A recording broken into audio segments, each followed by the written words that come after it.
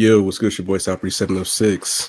This is KTSC app episode 222. Shout out to Rick Ross.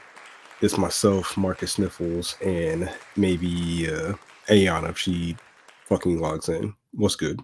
She in room 222. Damn, that's crazy. If you know, you know. That song is old as hell. Bars. That's an old ass song. Jesus Christ. Hey, it's relevant. It impacted hip hop. Unlike a lot of the fucking garbage that comes out today that's here today and gone tomorrow. Like, I don't know. I don't think there's gone any that night.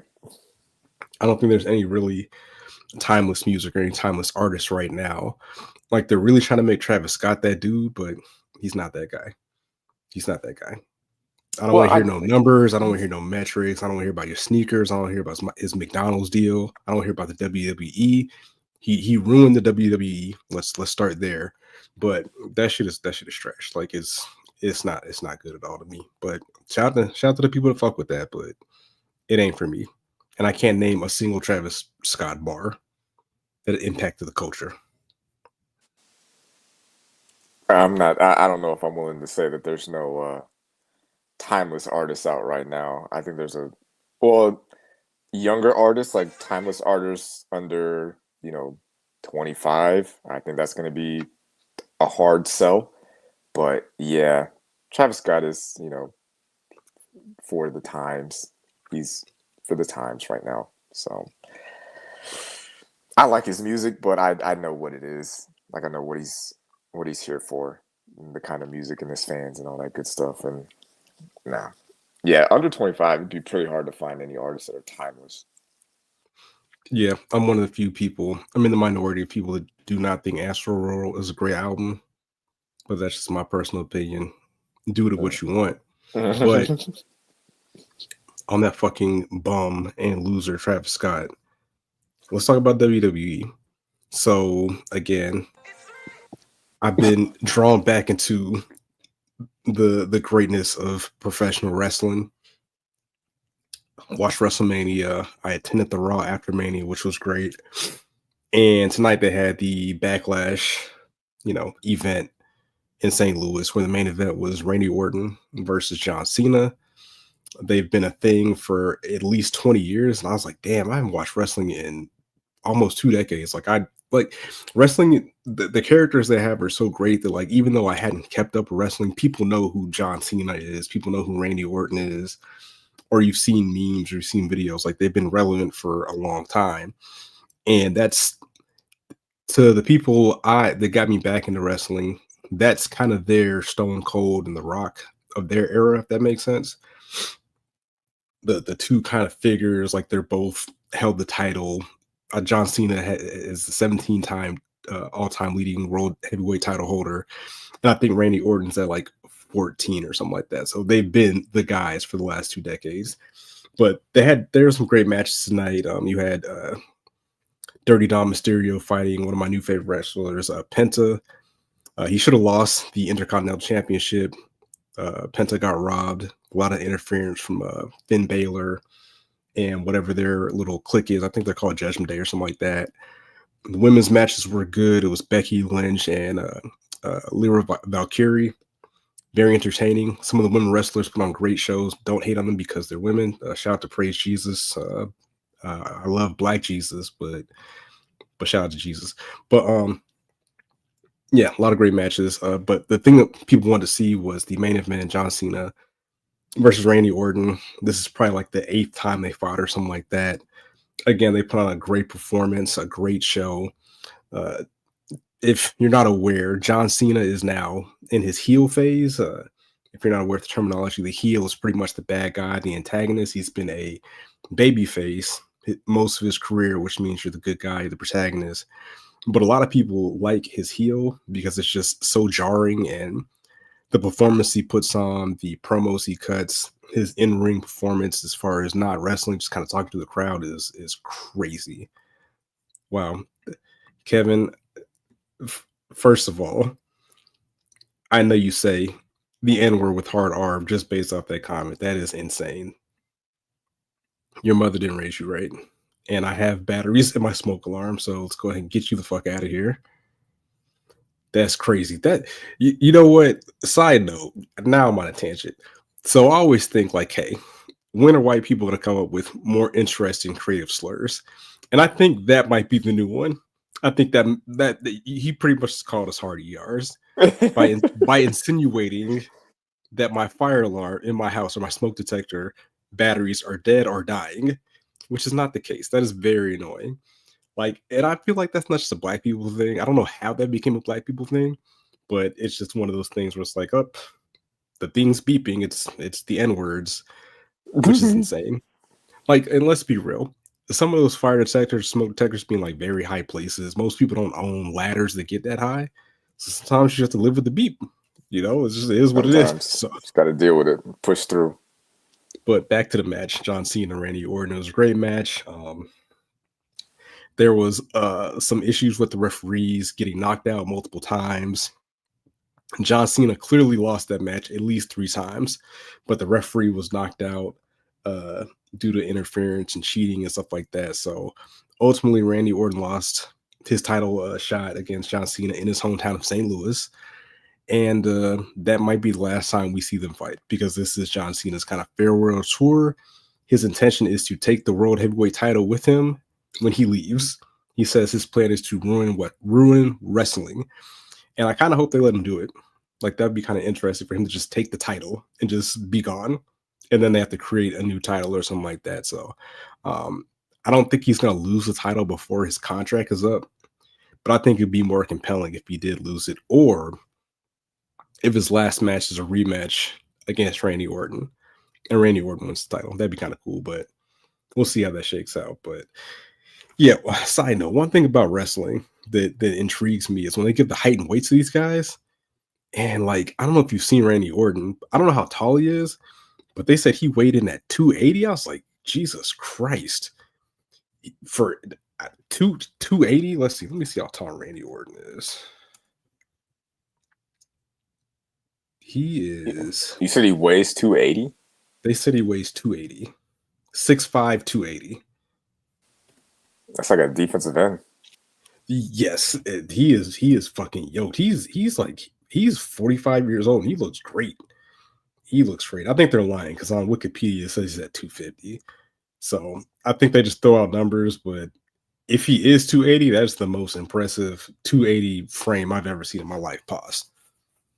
I think the most impressive like physical specimen in wrestling for me is probably like the Undertaker, because he's like 6'10" and he can move like that. Like he has this move where he grabs you by the arm and then he gets on the top turnbuckle and then walks the turnbuckle, like walks the ropes and then jumps off the ropes and hits you. Like to be 6'10" and doing that is kind of crazy. Like there's obviously like Andre the Giant and the Big Show and Mark Henry are all bigger wrestlers, but I don't think they're as like agile and mobile as the Undertaker was.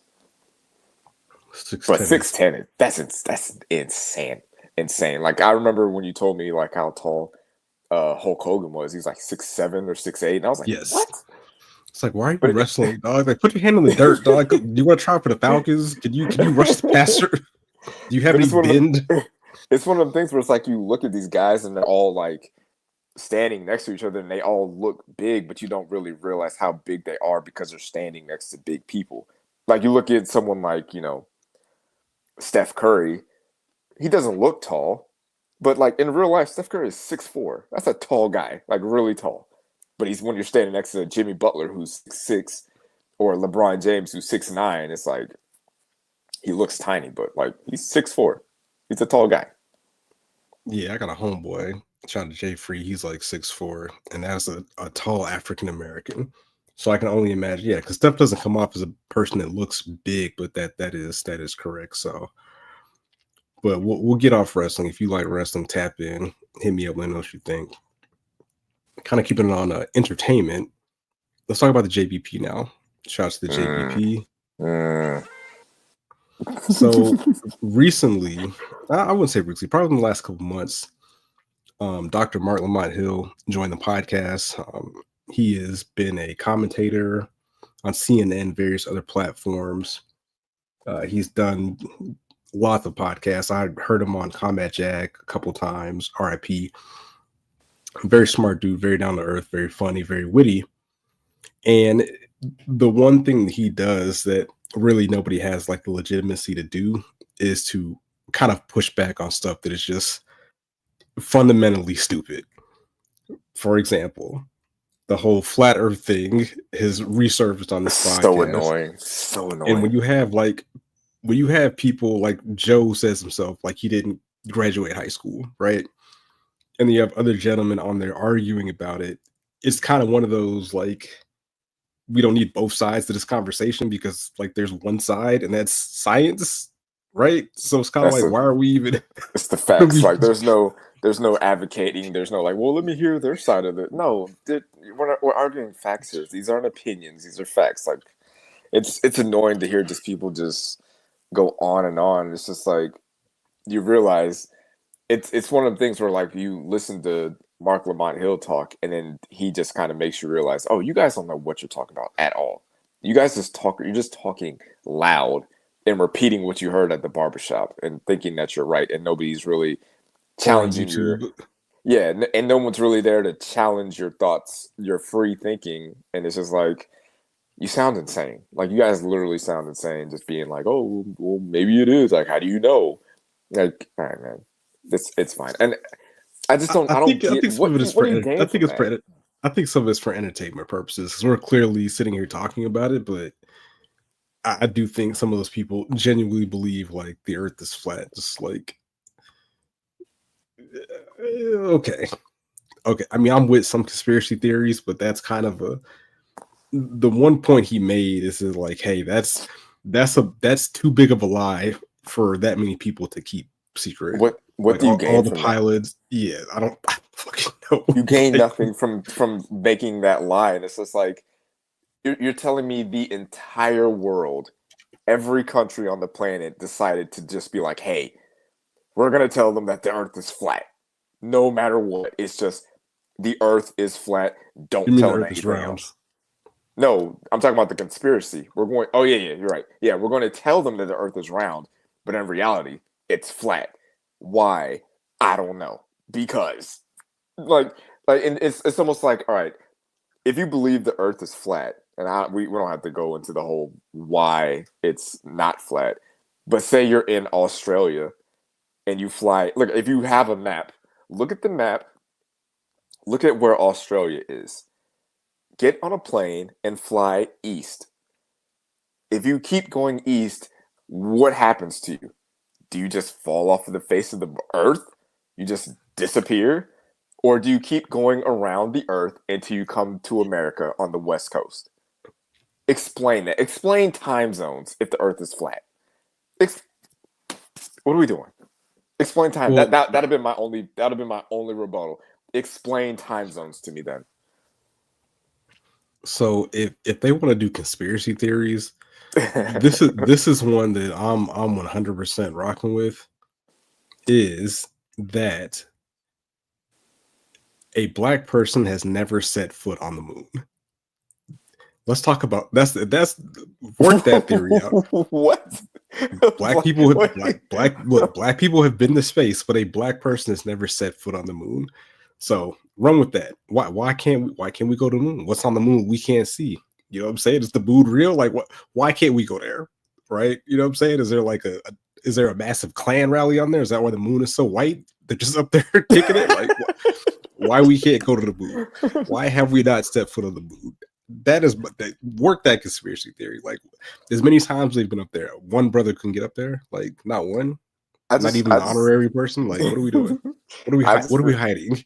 that. Well, Open that's your the third thing. eye. Open your third eye, kings and queens. That's what I think about when it comes to conspiracy theories. It's like, all right, well, what are you hiding? There's a reason why it's a conspiracy because you're trying to hide something or keep something away from the general public. Like with the JFK assassination, like obviously it turns out the government was behind that and like whatever. Or with Martin Luther King, they're just like, oh, he got gunned down by an assassin. It's like, no, he survived that shot and he got smothered to death in the hospital later. It's just like they're doing these things. they're suppressing that kind of stuff to push a different narrative or different story, as opposed to what are you pushing by saying that the Earth is flat, or what are you hiding by saying that the Earth is flat, or saying that the Earth is round? You gain nothing from it. It's just doesn't make sense. Doesn't make any sense. That is true. What also doesn't make any sense to me is why people were obsessed with the new pope. Not, I mean, I know Catholicism is pretty big in America, but like they were breaking news alerts, and I guess the way that they announced the pope is like the most antiquated theatrical thing I can think of. They shoot like smoke in the air or something like that to let them know the new pope dropped. And apparently this is the first American pope, hailing from Chicago. Let's see what his name is. I didn't even know that was an option. I didn't even think we could apply for that job. Let's see. His name is Pope Leo the 14th. Let's see. Yeah, he looks like every, run of the mill, whatever you think a pope would look like, that's what he looks like. So yeah, nothing out of the ordinary. This is an interesting question. Does the Pope get a salary? I let you know. No, the Pope does not receive a traditional salary. Instead, the Vatican provides Pope's needs, including housing, food, transportation, and healthcare. That makes sense. He's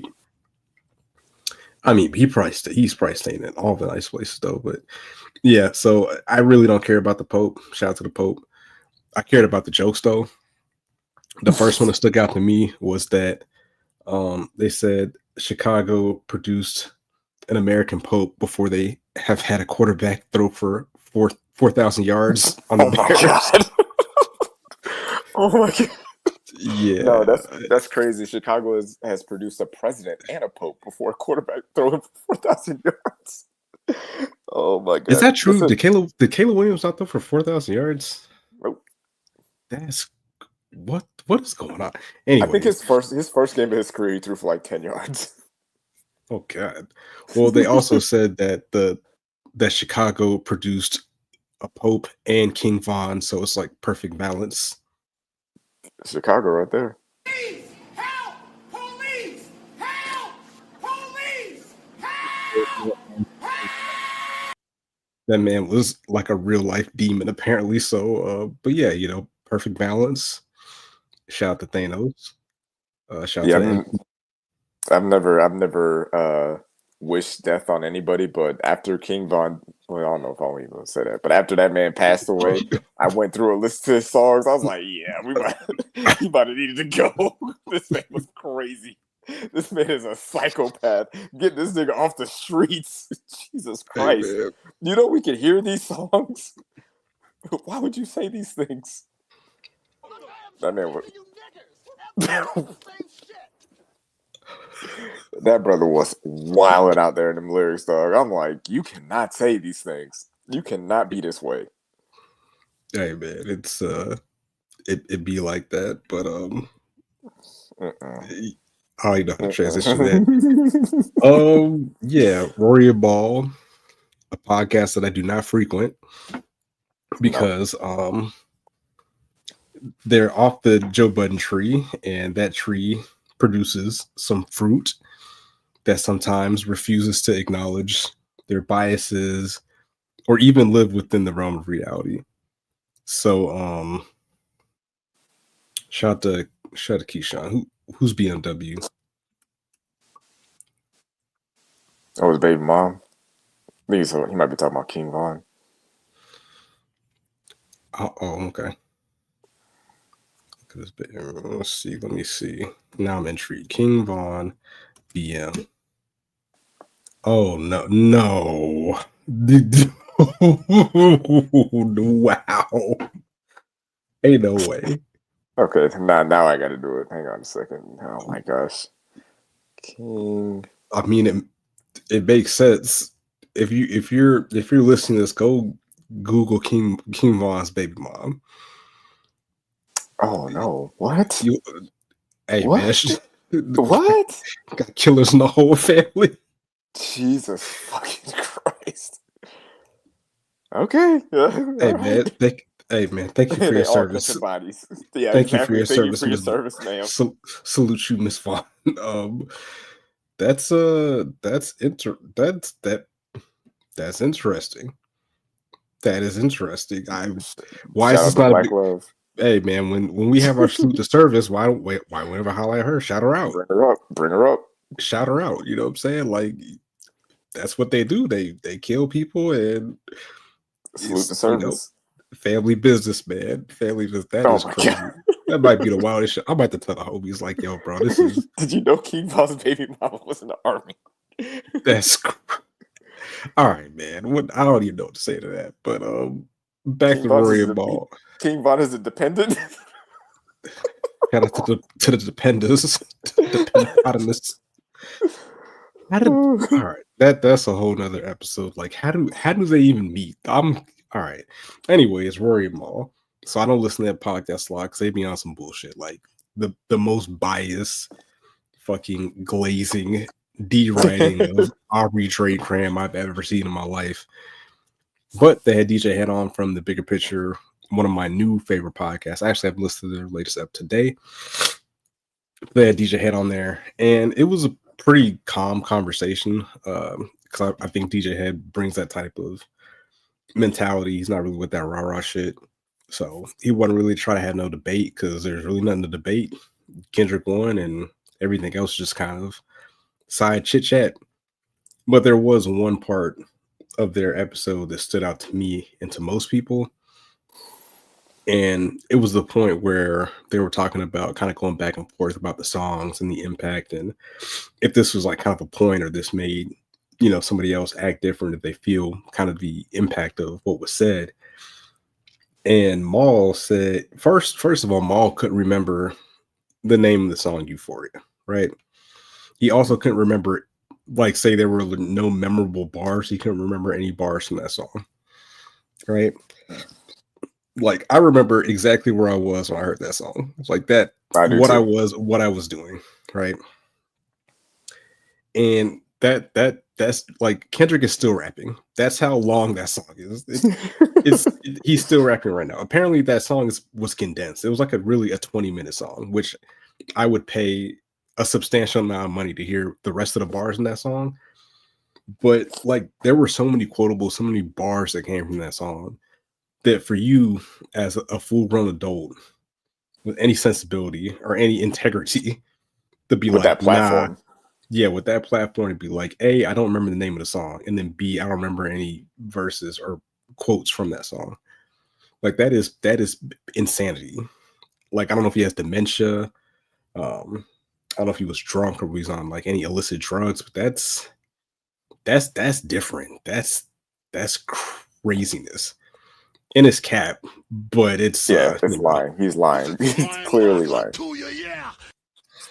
It's I was driving and I had to pull over. Like when I first saw that it came out, I started listening to it and I was like, okay, hold on a second, let me pull over and like let's really see what's going on here because it was like, yeah, this is one of them ones. And then by the way, Maul reacted to the idea of like, oh, I can't remember any memorable bars from that song or it didn't have any kind of impact. It just kind of feels like he just didn't listen to the song like more than once. And that I was kind of thinking about that a while ago, where like you can look at this beef and this battle between Kendrick and Drake. I'm willing to bet that when Drake put out Push Ups and Tailor Made, I'm willing to bet Kendrick listened to them songs like 50 times each, just dissecting it, reading it, looking at it, trying to figure out everything that Drake was trying to say in those songs. And then Drake, when he heard, Euphoria and 616 in LA, he skimmed through it and just didn't really listen to it and understand what was really happening. And he kind of showed that throughout the battle. And I think Maul just did the same thing, where it's just like, I'm not listening to all this. These are too many words. I'm just going to move past it. And it's like, yeah, you just kind of walked into every trap that was laid out for you in that song. And you would have seen it if you had just listened to the song. And that was made even more clear when he couldn't figure out the point of Mother I Sober, which is a song that I don't like, but I understand the message behind it. It doesn't take a doctor to understand it. Yeah, we were so tired last week we completely just ignored or forgot about the whole anniversary of the beef. But yeah, the Euphoria. I'm not gonna lie, when I first heard it, I was like, damn, Kendrick. I was like, I didn't really know what was going on because of the way the song initially starts was very kind of relaxing, very not animated, just kind of calm, even keel. And then as soon as that beat switched up, chaos ensued. Anarchy for Madness. like 5 straight minutes, like just barring him up, attacking his character, assassinating his character in very lyrical ways. And it's one of those ones like that, and that goes back to our talk earlier about like timeless music. Like that song Euphoria is timeless. No hook, not for radio consumption, just No. bars. And that's Right on your head. yeah, something that we don't get a lot of that these days. I know like we have like the Backpackers and stuff like that, and no disrespect to them, but kind of at that mainstream level where it's making like SNL, your local news stations are talking about this beef. So for Maul just to be oblivious to anything that song is insane. And then side note, I went back and listened to all the tracks in the beef, and Family Matters is a cool song. It's a great song. Push-ups is actually better than I remember it being. But the things that stood out to me and stood up to everybody immediately, if you were scoring it, is the lack of bars directed directly to Kendrick. Like that was another huge mistake that Drake made, was taking the time to address lesser people and not It's a lack taking of Kendrick. it's a lack of focus. Yeah, the Like whole you- 20B1 thing is like, bro, nope. Like, why are you addressing ASAP Rocky? Like, Well, nobody cares. I, Nobody I'll, cares. I'll give him a little bit of grace when it comes to that. Like at the beginning, so like when Kendrick puts out Like That, and then J. Cole drops, and then I think like then everybody else started putting out songs like ASAP Rocky and Rick Ross, and they started to put out their songs. And then Drake responded with push-ups and started addressing everybody. And then put out Tailor Made Freestyle, which was more so directed at Kendrick. And then Kendrick comes back with Euphoria, where on Euphoria, it's just right at your neck. I'm not talking about nobody else but you. Every fucking bar and line here is directed straight at you. And then Drake comes out with Family Matters and is still throwing shots at other people. And it's like, did you not listen to what this dude just said to you? He's not talking to anybody else. No one else is saying anything to you. And you're still not focused. You're not paying attention. You're just surrounded by a bunch of yes men and people that, think that everything you say is the God honest truth. And you got cooked. You got cooked. You didn't have honest people around you. And that's your own fault. You didn't see it coming, and you weren't paying attention. You weren't looking for it, so you just thought you could do whatever you wanted. And there's an alternate timeline where Kendrick puts out Like That, and Drake just is just like, I'm not doing anything with this. I'm just not going to respond to it. And none of this happens, maybe, but ego. I don't think you can let that slide. And there's people that say that he could have, but I just don't. It was very aggressive. Very aggressive. I remember when Like That first came out. I know what my stance was at the time. My stance at that time was J. Cole needs to be the one that responds to this. Like I felt like this was the moment for J. Cole to really step up, because at that time Drake, even though he had lost, Drake was battle tested. Drake went up against Pusha T. He went up against Meek Mill. He went up against Common. Like he's been battle tested. J. Cole at that moment hadn't been. So I felt like it was a more, hey, J. Cole, this is your opportunity to step up and do something, not for Drake. That's fair. But we all know how this ended. I went back and listened to Family Matters, and as soon as it cuts on, I'm like, yeah, he lost. He lost. With his mom Drake. there? No, you can't do that. No, I'm sorry, not Family. Meet the Grams. As soon as he said Dear Adonis, that was when I'm like, yep. Yeah, I cut that shit right off. I'm like, nope. I was like, damn, bro. You said sorry that man is your father. That is the utmost disrespect. Like he walked down his whole family, bro. Like that was crazy. There is debate about the verse about the alleged daughter, which some people argue was unnecessary or kind of didn't land well because we can't ever prove it. But I think more of the narrative that because of the person he is, it's plausible that would be something Yeah. that would happen with him. It's the idea that you think it could happen, that could be true. And I think that plays into creativity. Like I know that they're like, oh well, he said this and he called him a pedophile and then he called him a woman beater. Well, I think that's part of kind of the war tactics and just kind of the sport of it. Once kind of Mub was being slang, and that goes back to your earlier point of saying like, hey, once you cross a certain line, which Kendrick warned him not to do, then it's kind of like all everything's out the window. So I just didn't like the whole like how Drake tries to change the rules in beef. Like he was just like, oh, when he was talking when he bowed out of the beef with Pusha T, it was just like, oh well, I bowed out because he was saying mean things about my friend, and you just don't do that in rap. And I'm like, yes, you do. That's a part of beef and battle rapping. And then a lot of people that are trying to defend Drake are just like, oh well, Drake doesn't have a daughter. You know, Kendrick can't prove that he's a pedophile. You know, like since when do you got to prove stuff? Like go back and listen to every beef or diss record. Is it a bunch of facts in there? Like, is Jay-Z a dick sucking with your dick sucking lips? Like, do we know for a fact that Jay-Z sucks dick? No. But Nas said it and it made an impact. You know, we all know Tupac said what he said about Biggie Smalls' wife. Now that may or may not be true, but at the time we didn't know, we didn't have proof. It still was an effective bar. It's not like this when did rap beef become the court of law? Like I gotta prove my bars to you now? Like, get out of here, man. social media.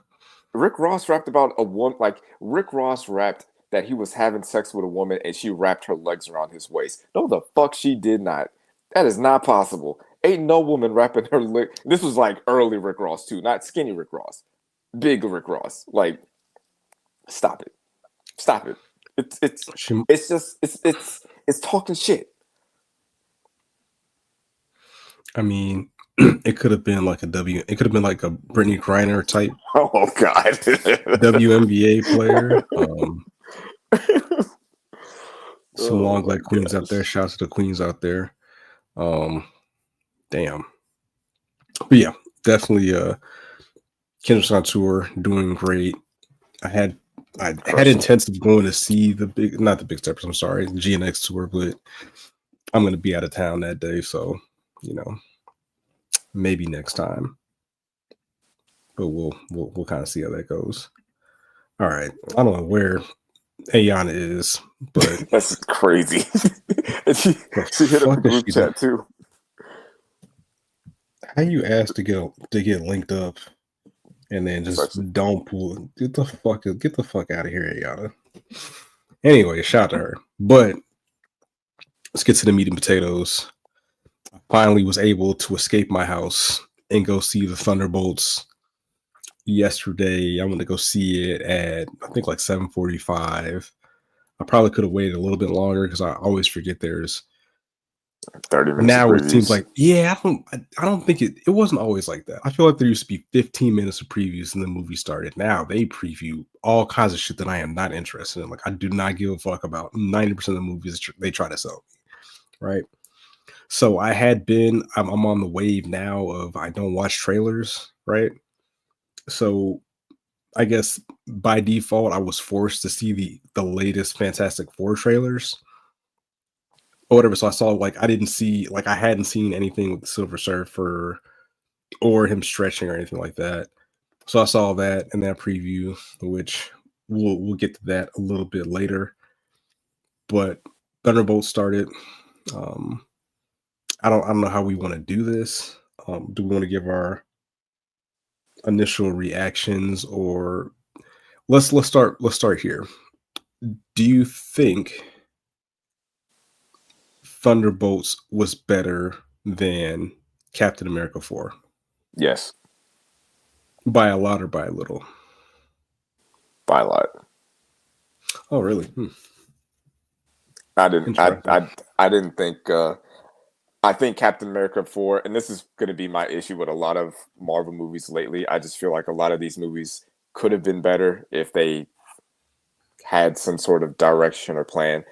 Everything that they showed in the TV show Falcon and the Winter Soldier, that should have been the movie. All the things that we wanted to see, all the emotional beats, all the character development, it all happened on the TV show.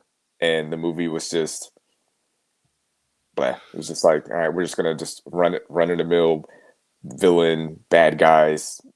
It didn't really work the more I think about it compared to this movie, which I've watched a few more reviews from other people and seen a little bit more commentary about it, and there's certain things that they could have done to make this movie better, and maybe we'll talk about it. But yeah, I thought Thunderbolts. I think this movie is way better than Captain America 4.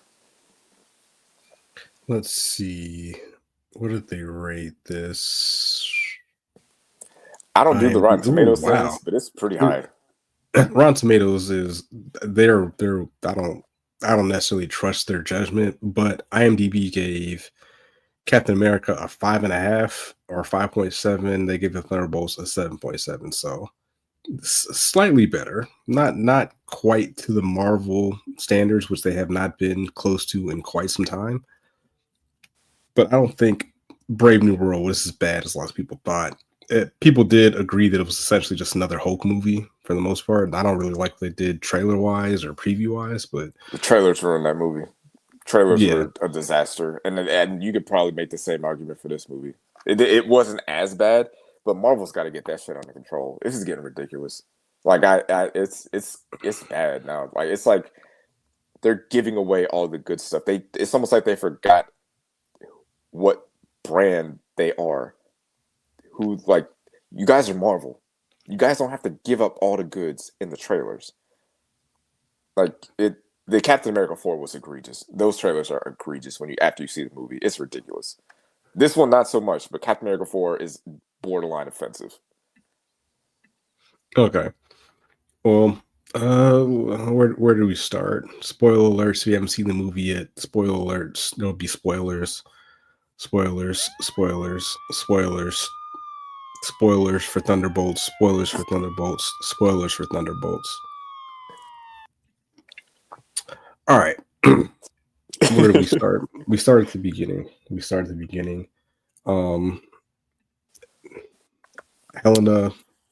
Yelena, what the fuck her name is, the new Black Widow, Yelena. She's going through some things. She sounds like she's been listening to like Mr. Morale, the Big Steppers. She's trying to find a purpose in her life. She clearly needs therapy. You know, she's grieving. She's depressed, just going through life mundanely, killing people, blowing things up. Clearly unfulfilled. And I kind of like that angle. So I saw another person post or talk about those type of storylines and those type of movies where you kind of get into the depth of the character. I think that's what you were kind of saying to the point with Captain America, where there was like none of that. And that was pretty interesting, her going through that situation. They kind of kicked things off pretty quick as far as kind of getting all the characters together with kind of the wrapping up the loose ends situation, which I thought at first was hokey, but I think they also realized it was hokey, like kind of poking at how they're all kind of B-grade heroes, B-grade characters. Like I like that they had that self-awareness because it made it more kind of, it made it funnier. It made it like, all right, cool, we're all on the same page. Like, hey, these aren't the guys. These are just, you know, the B team, which we'll get to a little bit later. One thing that stuck out to me immediately, which was a weird thing to do, and I kind of need to look at why they did this, but they got Taskmaster the fuck up out of here very quickly. And I was like, was that real? I thought she was gonna like pop back up later, or she got clipped. Doesn't have a bulletproof mask apparently. Just bulletproof everywhere else, but just. I was like, I think you're frozen. I saw They had a corner, and within the first 15 minutes, got the fuck up out of there. Like, what was the reason?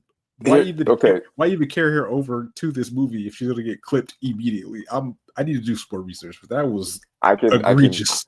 I can tell you. I can tell you. The budget? No.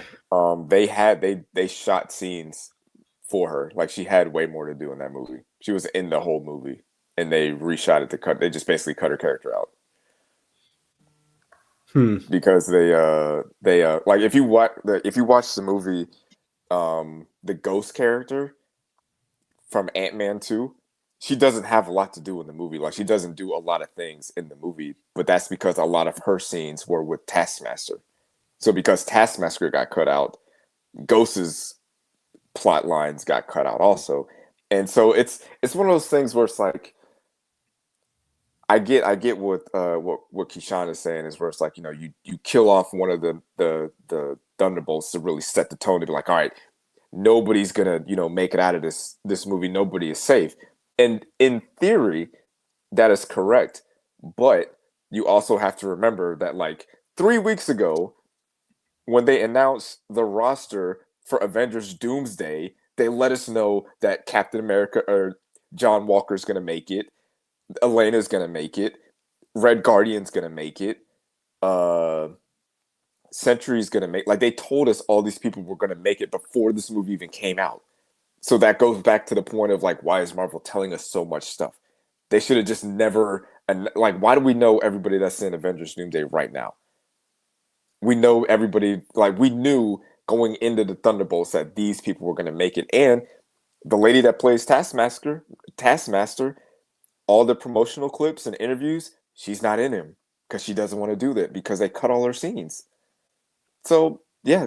So it's like, do you judge the movie based on what you saw and what they presented?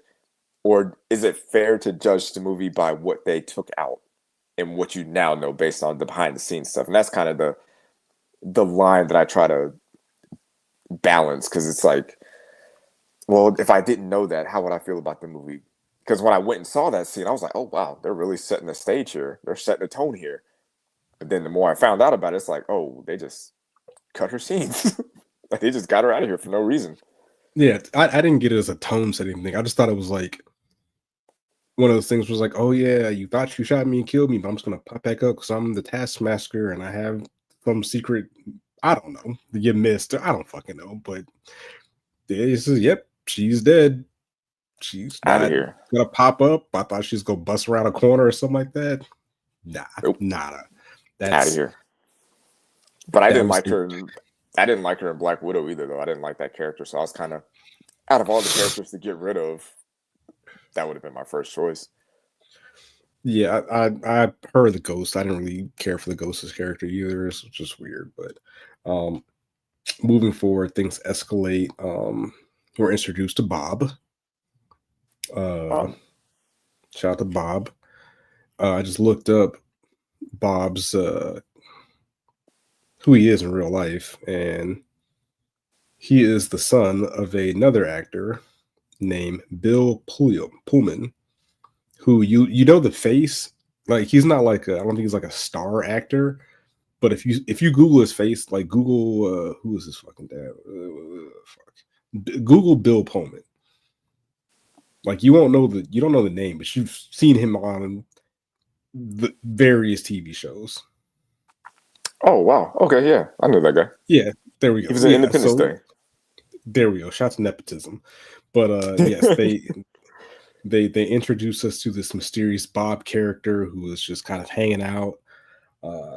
You start to notice early that there's something going on with Bob because when he apparently makes contact with people, they relive their kind of darkest memories, which was kind of eerie, and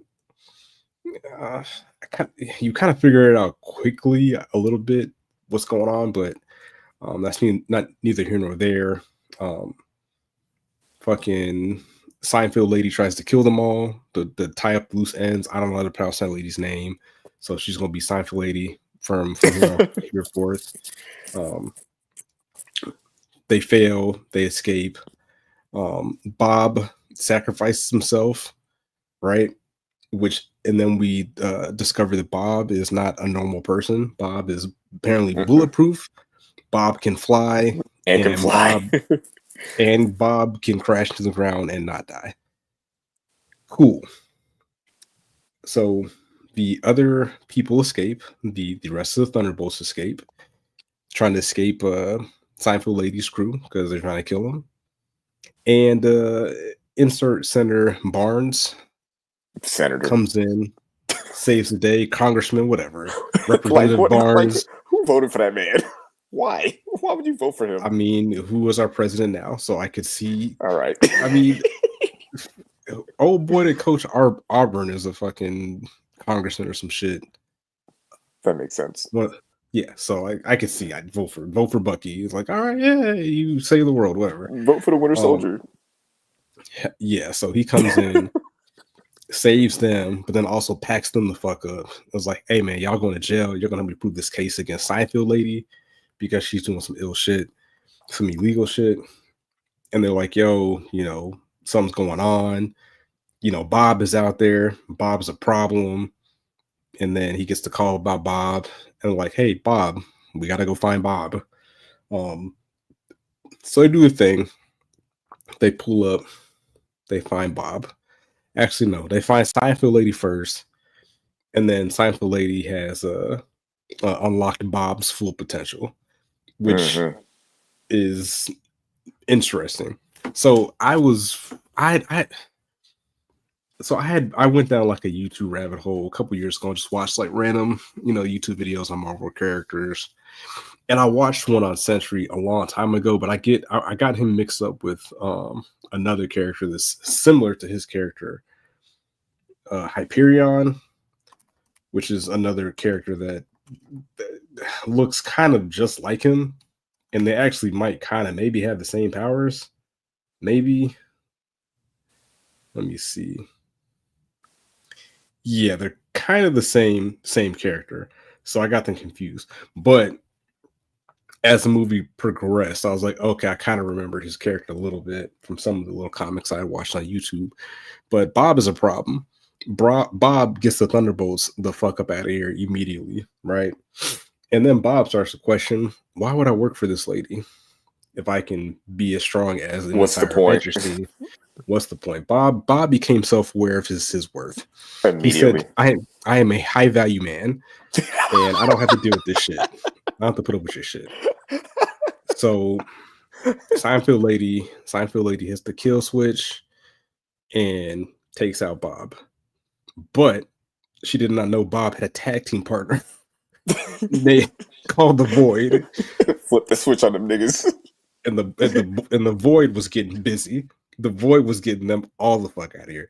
That shit was terrifying. Like the scene where the Thunderbolts are like saving the people because Bob is going crazy, and then like the red compatriot, whatever his name is, the red communist, the red commie saves that little girl. And then Bob turns her in the fucking dust. I was like, "Oh that shit fucking blew me." I was like, because it was such a heartwarming moment. Like, what movie am I watching? What is this? What is going on? We've seen superhero moments in Marvel movies and DC movies and all kinds of comic book movies where they're saving the day, we're blocking bricks and picking up buildings and knocking over cars. You save the little girl and you give it a speech, and then it's like, get out of here. I was like, what the fuck? Like, you're out of here. They start smoking people left and right. I was like, oh God. So, our character, our depressed character, our depressed milk maiden, Yelena, decides that, hey, you know what? I'm going to go into the darkness because what's the worst that can happen? I want to die anyway, so she doesn't care. I done skipped all kinds of parts of this movie, but these are the most important parts. But you can cover the parts I missed. There's one part at the beginning I want to go back to though. Okay. She goes into what is now known as the Void and faces her deepest, darkest memories. Yada yada yada. Going in there, fighting, reliving her darkest memories, her past. and then the homies jump into the void to they all find Bob. And Bobby. this is they say Bob. So this is, I feel like, kind of one of the one missteps of this movie. To me, the whole saving Bob thing was extremely cringe. Extremely cringe. It was and this Saving is Bob? saving Bob, yes.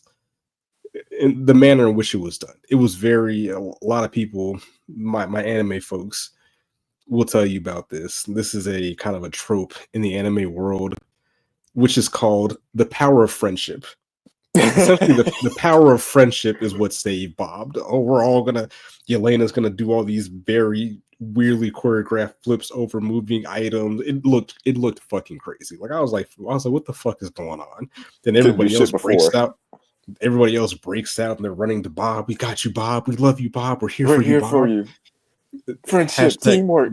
Yeah. Some Hearts. Captain Planet shit, Care Bear shit. I think that was kind of a little bit cringe, a little bit hokey, but I let that slide. They're on a roll. That's how Captain America beat the Red Hulk. The power of empathy, the power of friendship. Yeah, you're gonna go to the prison that's 3 miles underwater because this guy talked you down when you could just be the Red Hulk and do whatever you want. All right, good game, good job, cool. So, they resolve that. Bob comes back, the city's back to normal, and they see Seinfeld Lady. They chase Seinfeld Lady, and Seinfeld Lady finesses them with the press. Is that, hey, I had worked this team. This is my doing. We're rebuilding the shit. We're rebranding the shit, and this is where I think Marvel was genius. And I'm curious how they got to this point, or where they fleshed this out. But she's like, hey, these are the new Avengers. And that was kind of a very cool marketing ploy that Marvel had. Again, I don't have cable. I don't watch commercials. I don't watch anything for these movies. But my friends were like, want to talk about the movie, and they're like, oh, I'm like, hey, don't spoil it for me. I haven't seen it. They're like, oh, well, don't go downtown because they're spoiling it for you. So I'm going to assume, since the movie had been out for 2 weeks, the spoilers were, and I saw some of the online pictures, that they are calling the movie The New Avengers, like on promo now. So that's kind of a spoiler point. Even in the pictures, they have like the shadows of who each character kind of represents from each character. I was like, that's kind of interesting. But I think that is kind of about it. I think it was great marketing. I think that restored the feeling. That was kind of cool. Like, all right, cool. I can see what y'all are doing. It sounds good. It's like, hey, man, bringing that feeling back of Marvel's greatness with the Avengers, and knowing that there are going to be kind of the Avengers forthcoming, which gets us to our first post-credit scene. Right? Yeah, what's the first one? No, the first one was Goofy. The first one was Cereal Box. Don't care about that. Wheaties. The second one. Yeah, who eats Wheaties? Serial killers. Garbage. The second one was the more interesting one. So 14 months have passed since these events. Good old time jump. So now they have some gear. They're being sponsored. I guess the Seinfeld Lady's got some bread, got them some uniforms, got them a facility. But now they're having copyright beefs about the name The Avengers. Right? So stupid. So dumb. Yeah, so Bucky's saying he's talking to, Cap or Sam about the name. Sam is trying to sue for the rights. Oh, brother, shut up. Apparently Bob is a couch potato. Like, they haven't figured out in 14 months how to use Bob without the void coming out, even though he was fine until Seinfeld Lady tried to like kill him or whatever. So like, hey, just don't try to mess with him. And he seemed like he had pretty good control of his powers. So that's a weird storyline to go with, which I'll rock with that. I'll let y'all get that off, because at that point, if Bob can be Sentry, then we're kind of in a good spot. We're kind of in a good spot right there. So they're having conflicts or whatever, and they're like, oh, we got an incoming ship. Let's get some scans and some pictures. And the incoming ship is the Fantastic Four. People were excited. People were like, "Oh, it's lit." Blah blah blah blah blah. First of all, if you watch the end credits, like before, like the post credit scenes, they kind of give away the post credit scene because they already listed the Fantastic Four's music, like referencing it in the scores. Like, hey, Oh, Fantastic you was Four really into it theme. then. You was looking at them credits. No, well, I look at like the music and stuff like that, and I was like, Fantastic Okay. Four theme. We haven't seen that yet, so I'm like, oh, okay, like, okay, that makes sense. I But was taking notes. I take notes during the credits so I don't forget this is anything. I usually take notes during the movie, but I will say that I can't do probably it during this the movie. was better because I didn't feel compelled to take notes. I was kind of engaged the whole time, so I think that's a nod to it being better than Winter Soldier. Because I took mad notes during that shit, because it was mad funny. But I'll let you get your thoughts off on the stuff I missed, and then we'll talk about the end credit scene, because I think it's another misstep by Marvel, but we'll see. The post credit scene? Okay. All right, we'll get to Yes, that. yes. Okay, so I had an immediate problem as soon as the movie started with the court scene or the Senate hearing or whatever the Seinfeld lady was going through, where they're just like, saying like, you've been doing all these illegal things and you can't do this, and we're going to have you impeached. You shouldn't be the director of the CIA, whatever, whatever. And she was talking about how, you know, there's nobody here to save us, and I'm doing the best that I can to, to be the tip of the spear.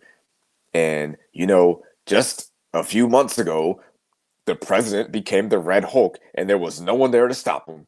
There were no Avengers. And I'm like, was Captain America? Did no one see him? Like, Captain America was Captain America. Like, Sam Wilson was Captain America for a day, and y'all forgot it already? Like, we're just gonna dismiss that part of the movie? Like, we're just gonna ignore that he works for the government? He is Captain America? You're not gonna Hashtag like and racism. exactly. It's almost like, yeah, there's no Avengers except Not Captain my America. cap. That's Hashtag not my except cap. except the guy that stopped the Red Hulk that was the president. It's just like, how do you make that mistake right at the beginning of the movie to just pretty much not acknowledge that there is a Captain America who is the head of the Avengers, who does have a sidekick in the Falcon, who does have, like Bucky is available. I did think that the fight scenes were really good, like between all the Thunderbolts at the beginning. I thought they were really cool, really well choreographed. Uh, the movie was pretty grounded outside of Sentry and the Void. Like, it was just a lot of hand to hand stuff and superhuman strength and the power of friendship and everything. But my I guess another one of my main issues, and I understand why they can't do it, but to have such a big, massive event like this happen in New York City, and there's no mention of Doctor Strange, who lives in New York, Spider-Man, who lives in New York, Hawkeye, who lives in New York, Rhodey, who works for the government, Nick Fury, the Hulk, Daredevil, like all these people that live in that area and work for the government. There's just no signs or no mention of them. And I get it. You can't put Spider-Man in this movie because he's still with Sony. Hawkeye, they tried to lowball him into going into Hawkeye season 2, so he probably wasn't going to do it. But like the Hulk, Bruce Banner's not available. The Temple of the Mystic Arts is in New York. None of them dudes decided to come outside and be like, "Hey, what's this black thing going on out here? What's this void thing coming out?" You know, um, Rhodey with the whole. I mean, that's the whole thing. If you haven't seen Secret Invasion, then I guess that's why they're not putting Rhodey in any of these things, because who knows when Rhodey became a Skrull or not? Like, nobody knows. It's not a thing. And when it Oh, comes to I didn't finish it, so I did not know that. Good to know. there's no there's I did. don't that I'm not going to. I'm never going to no watch the end of point. that show.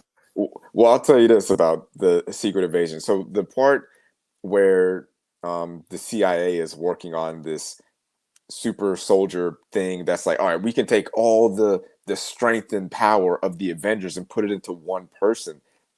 They did that in Secret Invasion, except that person had all the abilities, like had the ability to shapeshift, to have, Drax strength and put people to sleep like Mantis, shoot blasters like Captain Marvel. So it's like, okay, what happened to that person? That person's just gone too. Like there's technically another Sentry out there who doesn't have the mental problems that Sentry that Bob has, and they just it just never gets mentioned. It's just there's just so much bullshit that Marvel has done up until this point that doesn't mean anything, and it kind of hinders this movie.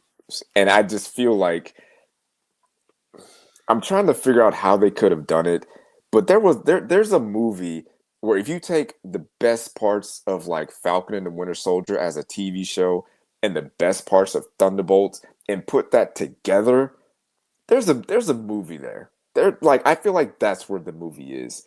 And I think Marvel needs to kind of start stretching some of these movies out. Like this movie was only 2 hours. I think Captain America 4 was like an hour and a half. Why can't we do a 2.5 hour movie? If that makes the movie better, why not? I don't see why we don't do that. And there's a lot of bad timing because Falcon and the Winter Soldier came out in like 2020, and Ant-Man 2 came out before that. We didn't see Elena's character. We haven't seen her since Hawkeye. So there's all these characters that we haven't seen for years, and you just have to assume that people remember John Walker's story. People have to remember Ant-Man 2 to understand what Ghost's motivations are. Oh yeah, I completely forgot. I thought she was dead. I'm not gonna lie. There's Like, just- how was she? there's just- I thought she had issues. All these main characters are from like almost 5 years ago, and you just have, and that was the same problem with Captain America 4, where it's just like a lot of the main things were from a long time ago. A lot of the main storylines were from the original Hulk movie, which came out like 12 years ago. Like, what's wrong with this timeline? Like, Marvel's got to lock this down. I'll shoot them some bail. I'll say that COVID fucked up a lot of stuff. I'm not saying it would be that much better, but I think at the margins, COVID really threw off a lot of things of what they had planned to do and maybe want to do. Like, imagine COVID doesn't happen, right? And this is some butterfly effect shit. Kang is still Jonathan Majors, you know what I'm saying? Because everything would have still moved on. The schedule was on, and maybe he doesn't meet that white woman, and you know what I'm saying? Now we don't have Doomsday. We have Kang, so that it's a lot of, what could have been. Well, I saw a theory where they were saying that the Thunderbolts should have came in at the end of Phase 4 as opposed to coming in at the end of Phase 5. Like, this is the end of Phase 5. And if you go back and look at all the movies that came, like all the movies and TV shows that came out during Phase 4, it was introducing all these characters. It was introducing Elena and Ghost and John Walker, Winter Soldier, the new Captain America. And then Phase 5 is Thor, Love and Thunder, Daredevil, Guardians of the Galaxy 3, Spider-Man 3, and then we end it with the Thunderbolts. And it's like, what? Why wouldn't we? This should have been pushed back. This should have came out earlier and then introduce all this multiverse stuff. But they're just all over the place, it seems like. And like I said, I did like the movie. I just, I think this is the movie that could get them back on track. But I'm glad there was no multiverse stuff in there, because that's been my biggest complaint of the last few movies is the multiverse thing. So the fact that they were able to do this without that, I'm happy for that. I enjoyed that. Yeah. Well, again, 95% of these characters are going to die in the next movie or the next two movies. So bring as many as you want in, because you're going to need the fodder, which ties into my why I think the post-credit scene was kind of another misstep by Marvel, because Fantastic Four comes out July 25th, 2025. So this is what's going to happen. And if I predict this correctly, Marvel is in very bad shape. So the Fantastic Four is doing what people are thinking the Taskmaster shit did is setting the tone. Fantastic Four, they're going to lose.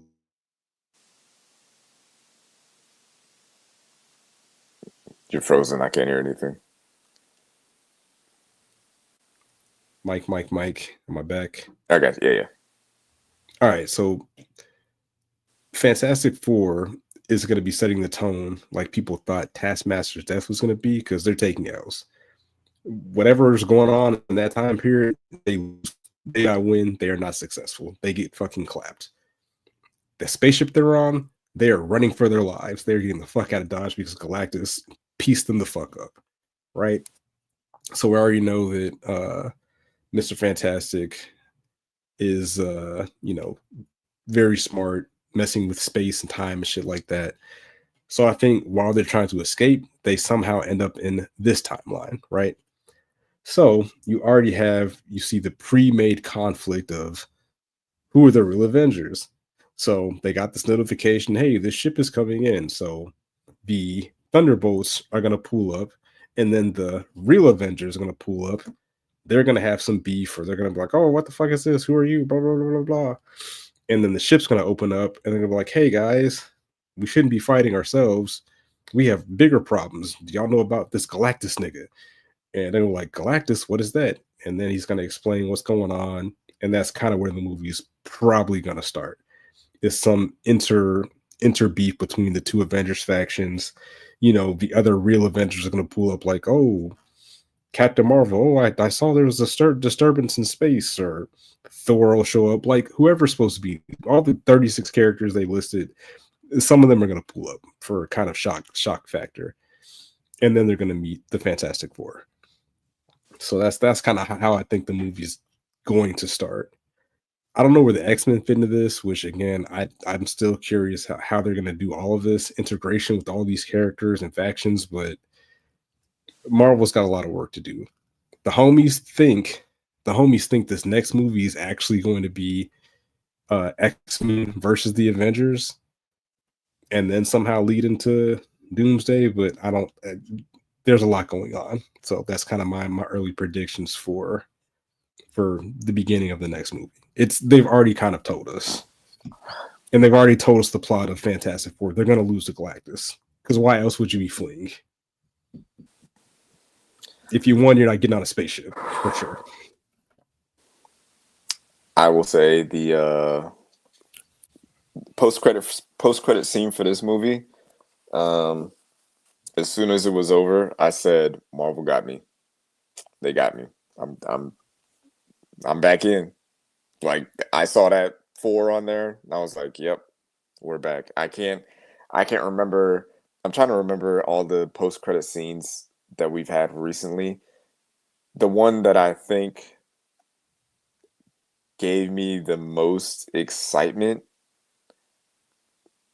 I don't know. I can't even really. Maybe the Marvels, seeing Beast in the post-credit scene, but even with that, I saw that I'm like, okay, well, that's in my mind. I was like, we're probably not going to see that person again. But then they, showed it in the Doom cast reveal, so whatever. But with this post-credit scene, if you look at like a lot of these post-credit scenes that we've been getting lately, like if you go back to the Eternals where they have Star Fox at the end of it, or you go to Thor: Love and Thunder where they have Hercules at the end of it. There's been a like kind of a run of these post-credit scenes where they just give you something, and then maybe we'll get it, maybe we won't. Who cares? If you forget about it, keep all that.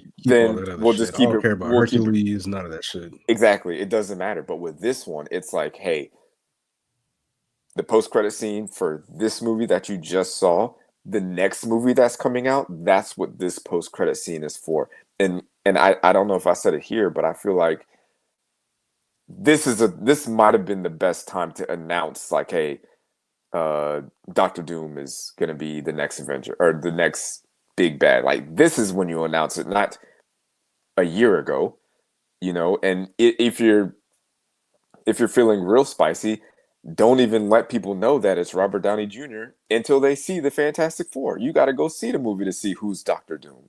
We're not going to tell you. But Marvel just can't. They can't keep anything to themselves. They can't. They can't have an air of mystery around them. They have to let you know everything that's either coming or happening and who's in it. Like I don't need to know the cast of Avengers Doomsday for a movie that's not going to come out for 2 years. I don't need to know who everybody that's in it. Let me see some of those people in a trailer. Like I don't know.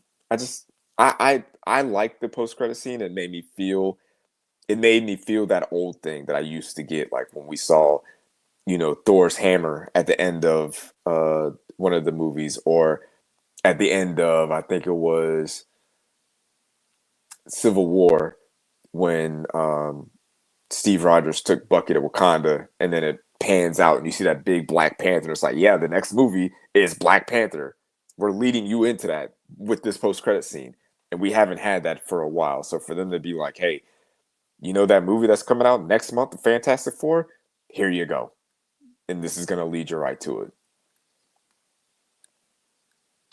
Yeah, and like I said, I was kind of like this movie kind of restored the old feeling back. I just kind of just don't know how far we're going to push this. Are we going to pivot straight into the X-Men, or like I don't know what direction they're going to keep going with this. I don't know. They have a lot of work to do. I know that they have a little bit of getting the ship right, but I think they still have a lot of work to do moving forward with these projects. And I think they're going to have to do something shocking and then also be on point, because I did forget about the one trailer that looks better and better every time I see it, and that's Superman. Like, what I would say about DC, I've said this on the podcast or somewhere before, maybe on Twitter, is that DC literally has had the blueprint to make great movies. You literally just have to cheat off the MCU's paper. And now that James Gunn is kind of running the DC universe now, he has the test. He has the answers to the test already. And just from the trailer from Superman, he knows what to do to make these movies great. Like, just based on his work on Guardians of the Galaxies 1 and 2, he has the formula, he has the recipe, he's about to cook. So Marvel better be on their shit, or he's coming to take their lunch quickly. Without James Gunn, we don't get the Infinity Saga. Like, he's the one that introduced the Infinity Stones in the Guardians of the Galaxy. So without his writing and character building and world building, we don't get Thanos probably. I mean, we might get him, but we don't get the Infinity Saga. We don't get the path of them collecting the stones, like the stones being a thing throughout those movies, like that being the big picture thing. And like even right now, in the end of this is the end of phase 5, like what was the point of this? What was it like? What were we trying to accomplish here? What was the goal? What was the main theme throughout this? And it seems to be like they're doing like a lot of the mental health thing, I guess, maybe, but it just doesn't seem like there was really an end game or end goal or something that everybody throughout these movies was trying to get to. Just like in the Infinity Saga, where it's like, hey, in these movies, we're going through these tasks and emotional beats, but as we're going, this Infinity Stone gets mentioned, or a scepter gets brought up, or whatever. Vision is now created. Like, all these things lead up to Infinity War and Endgame. With this, yes, we know we're going to end up at Avengers Doomsday and Secret Wars, but what are the steps that are happening to get us there? Like, nothing has really changed outside of them vaguely, randomly putting in the multiverse in certain movies, but then they just shut it off again. They open up the multiverse in Spider-Man, and then they shut it off. They open it up in Doctor Strange 2, and then they shut it off, except for the end credit scene. They just tapped in or stapled in at the end. In Wakanda Forever, no mention of a multiverse. Thor, no mention of a multiverse. Guardians of the Galaxy, no mention of a multiverse. How are we supposed to get there? Like, the Marvels introduce different dimensions, but it's just like we're lacking direction and focus to get to Avengers Doomsday. And I feel like Fantastic Four, for all this to work, for everything to make sense, for them to stick the landing, with Avengers Doomsday next year, Fantastic Four has to be in the conversation for the best Marvel movie. Like, not one of the best, the best. It has to be on par with Infinity War. That's how good it has to be. It can't just be Thor 2. It has to be great. Damn near flawless for this to work, in my opinion. Well, time will tell. And again, for y'all that haven't watched Thor 2 in a long time, it is not the worst MCU movie. And it is also better than Love and Thunder. Definitely go back and rewatch it. But The worst we MCU got- movie is probably Iron Man 3. I rewatched Iron Man 3. It is fucking terrible. It's really bad. I need to watch. I do need to watch that old Fantastic Four to see where that fits into this. But that Iron Man 3 is terrible. It's dog shit. There's some bad movies out there. Yeah, it's not good. Not good at all. But blah blah blah blah blah. I think I'm just looking at this last phase. Yeah, it is kind of all over the place. Like Deadpool and Wolverine just made shit more confusing. Like it's the whole thing. Yeah. All they need to do is to get to Avengers Doomsday and Secret Wars. They just have to introduce as many characters as they can from wherever they got to come from. Just bring them in. No, they already. Just bring in whoever you got to bring in, and then they'll fight it out. You'll kill some of them, keep half of them, keep the young people who have new contracts, and then do a soft reboot and start over. That's all they have to do. And that's what they're gonna do. They're just gonna introduce they're just gonna bring in as many characters as they can. Hey, can you come reprise your role as whoever for one movie? Come on down. We're going to bring you in. Hey, Nicolas Cage, you want to be Ghost Rider again? Sure. Come on down. Ben Affleck, you want to be Daredevil? Bring your ass on. Jennifer Gardner, you want to be whoever you were? And well, they already said Gambit's coming back, which bring him in. That's just, who cares? Bring him in. Whatever. Because you're going to get your head chopped off immediately. Kill them all. Bring them in. Because you're not going to be Gambit in the future for the reboot, but we'll bring you in for like Avengers Doomsday is just going to be a cameo fest. And I trust Kevin Feige. I trust Robert Downey Jr. I trust the Russo brothers. But the closer we get to this movie, to Avengers Doomsday and Secret Wars, I'm getting nervous.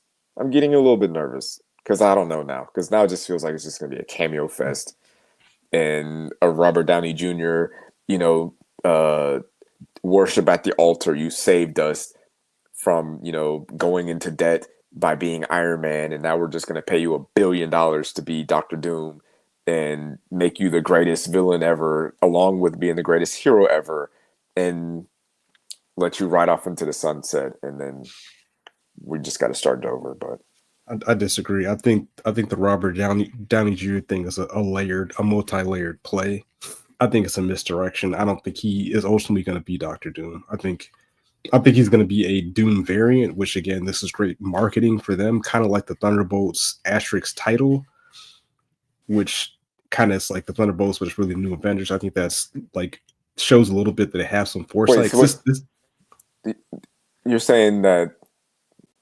Are you saying that Doctor Doom is not going to be Tony Stark? Like, what do you mean? I don't think it's going to be. I don't think it's going to be Robert Downey Jr. I think he's going to be a variant of Doctor Doom, but I don't think he is the Doctor Doom. Who's going to be the Doctor Doom? That's what the big reveal will be. Bigger than Robert Downey Jr.? I don't think it's necessarily bigger because people don't like that idea that he's Doctor Doom. They want somebody else to be Doctor Doom. So I think there's a faction of people that are here for it because nostalgia. Oh, Robert Downey Jr. is cool. He's doing both. But I think he's going to be a variant. I don't think he's going to be the real Doctor Doom. I think there's going to be another person that's going to play Doctor Doom. Kind of like what they did with Multiverse of Madness. Everybody's excited that John Krasinski was Mr. Fantastic, and then he got his fucking head blown off or twisted into dog food. I think that's what they're doing. I think that's what they're doing. That's a hot It take. would be smart. That'd be smart, but we'll see. I hope they do, because kind of like with John Krasinski, I'm like, I do not want this dude to be Mr. Fantastic. It's too perfect. It just worked. I don't want it. Give me something else. And they did. So we shall see. But anywho, solid episode. I think we've got all our hot takes out. I don't know where Ayana is. I sent you the link multiple times. Maybe we can tap in with her next week. But any parting shots, thoughts? What an OT. Even though I feel like I was critical of the Thunderbolts, I would see it again, and I would recommend people to see it. And I like the movie, but I think we said it last week. You know, you can be a fan of something and still critique it, because if you don't, then how is it going to get better?